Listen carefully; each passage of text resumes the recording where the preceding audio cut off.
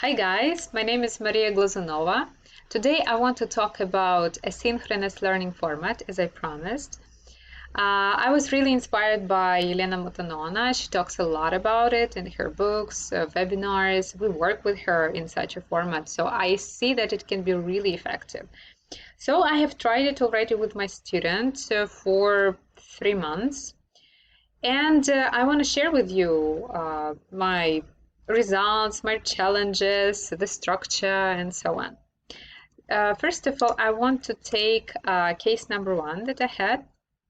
My student's goal was to improve writing skills, to work in an English-speaking company and create ads for native speakers. The tools that we used, of course, Google Docs, Telegram for unlimited audio messages. Sometimes I use Screencast-O-Matic for video messages. Maybe I will use it more, we will see. I also will record some other video how to use it. It's pretty interesting tool. I use it quite often, not only for my students. Structure, briefly. So we have the goal. According to the goal, I give the tasks, then my feedback, then my tasks again as a response, right, to my student needs. This is very important. So basically, I don't have really some pre-prepared structure of the course or something. No, it's more comes as a response to my students' needs. And then we meet for 30 minutes once a week. For example, if the student has troubles with grammar construction, so he or she writes a text. I see the gaps in the knowledge and choose a very particular one. So I don't choose all of them, right? But a particular one. And I also prioritize. So I see that this particular one is really important right now for the student to move closer to the goal. So it is really, really relevant. I put a reference from some course book into our Google Docs, for example, with some rules or visuals. I believe we all have our favorite materials for that, favorite tables or pictures, course books. They are great for that, for sure. So, of course. Then I record a voice message with some explanation, put some task or test in Google Docs. Students complete these tasks. If they have also, once again, some questions, they can always record some voice message and ask me. And then I give my feedback. Ideas how to improve vocabulary. I feed in, of course, some relevant words, phrases, phrasal verbs that I believe can help my students to move closer to their goal. So this is really relevant for them. I ask students also to bring 100% interesting and relevant articles and videos for them. Because when I choose, it can be up to, I don't know, 80%. And of course, I give my suggestions, but I also encourage them to bring because it would be like completely interesting for them. So this is important in learning, to make it like 100% interesting for them, to base basically on their needs, motivation, and their interests. We take juicy vocabulary from there, put in Google Docs, discuss the meaning. They express their opinion on the content in voice messages using, of course, this new vocab. They record voice messages also in their context with new vocab and grammar constructions that we discussed before. Implement in their writing, of course. Training Quizlet. So here are some of the ideas. Benefits. Well, one of my favorite benefit, it's like that it boosts students' autonomy. I think it's so important for our students. Then other benefits, like it is result-oriented, this format with some specific goal, with some deadline. So yeah, we have some specifics in here. It opens up space for us. Students do tasks at their own pace at any time. So we have this freedom. We are not so dependent on each other, right? So I love this moment, to be honest. They get necessary support when they need. So Yeah. Priceless, in my opinion. How to set a price? Um, I decided to try the same price as for two traditional 60 minutes 60-minute lessons per week. Um, and we can always make it as a monthly payment. This is for sure my suggestion, I would say.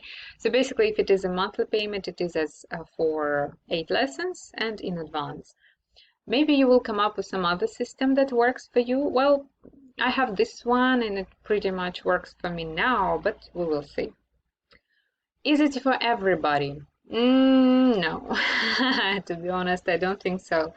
I have tried with different students.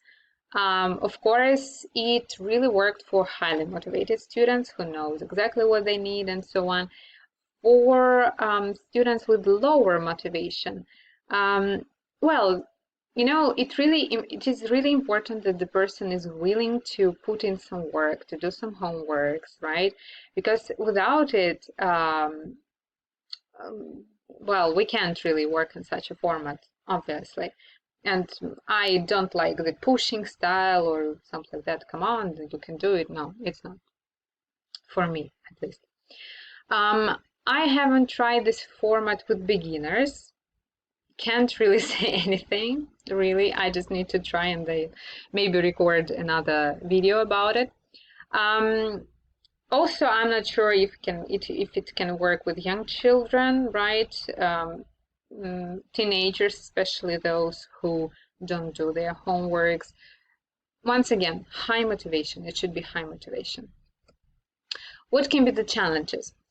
In my case, it was perfectionism. Oh, yes. I had this fear of not giving enough and not giving the best quality.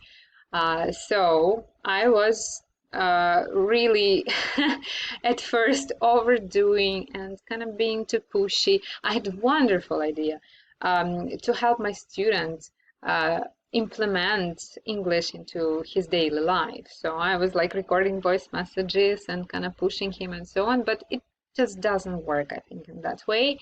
And yeah, it just doesn't. So we switched to another format because it can be really overwhelming, and us as teachers and students, and there is no need for that because we need to give space for the students. Responsibility, yeah, boost their autonomy, and we need to work with our own perfectionism. Yeah, so it just doesn't try to control everything all the time. And I completely understand this because I have that too, and I'm constantly working with that.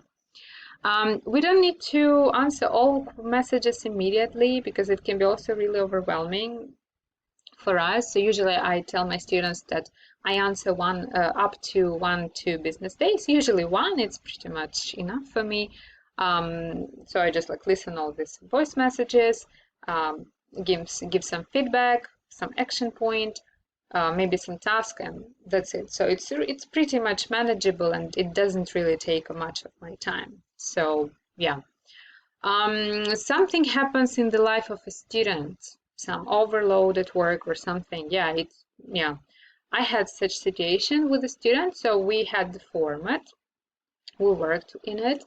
Then she had this overload at work and she wasn't able to continue in the same style for a few weeks. So we just switched to the usual format meeting even once a week without any homework to support the level.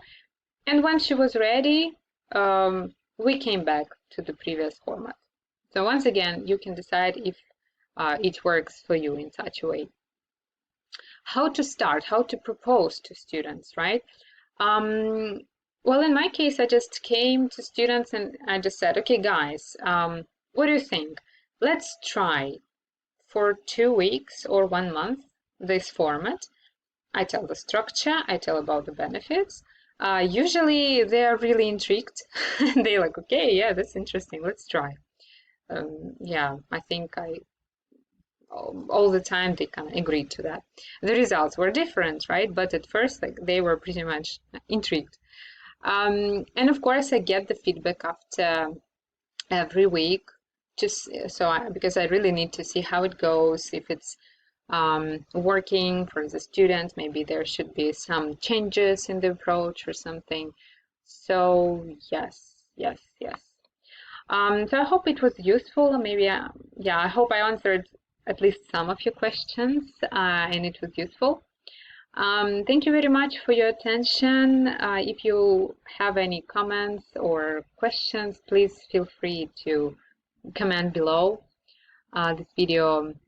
And yes, and if I come up with some other suggestions or some new moments, of course, I will record another video, yeah, because it's all an interesting learning experience for me too. Thank you very much. Yes, have a wonderful day. Bye.